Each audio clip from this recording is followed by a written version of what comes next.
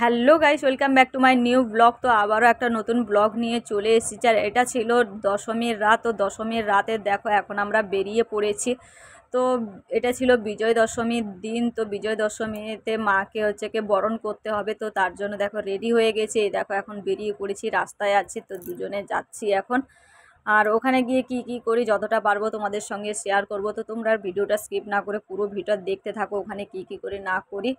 তো চলো, প্যান্ডেলের কাছাকাছি এই যে আমরা চলে এসেছি। দেখো এখন আমরা ভিতরে ঢুকবো এখন। আর বাইরে দেখো লোকজন দাঁড়িয়ে আছে, কোথার থেকে ঢুকবো খুঁজে পাচ্ছি না। তো দেখো গলে গলে যে ভিতরের দিকে ঢুকছি।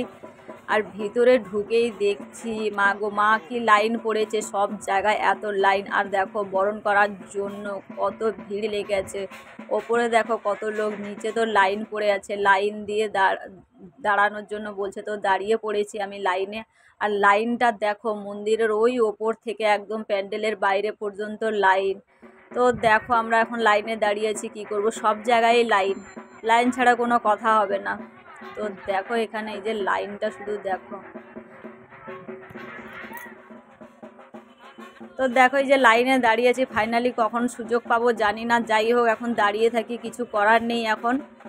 তো লাইনে তো দাঁড়িয়ে থাকতে হবে, কি করব বলো।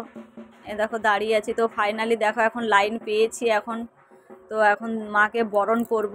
তো ফাইনালি এখন 2 ঘন্টা দাঁড়িয়ে থেকে এখন সুযোগ পেয়েছি মার কাছে আসার জন্য।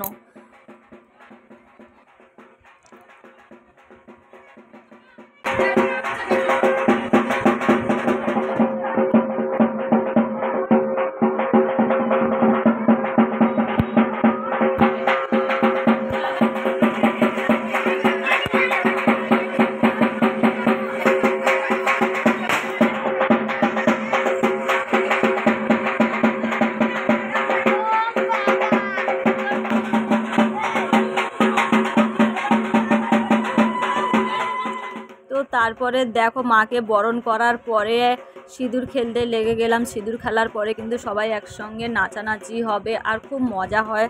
সবাই একসঙ্গে খুব আমরা মজা করি। তো আমার খুব ভালো লাগে। তো তোমরা কে কে এরকম এনজয় করো অবশ্যই জানো।